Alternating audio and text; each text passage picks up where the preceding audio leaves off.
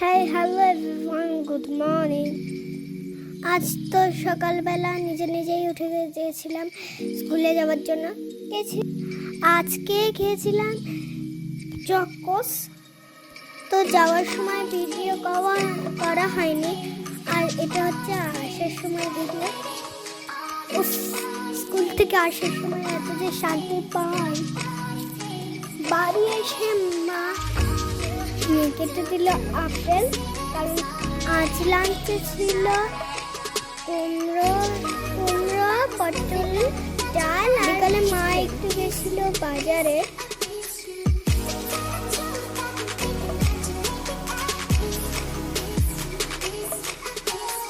মা নিয়ে এসেছিল একটু আলু চপ, সেইটা খেলাম না।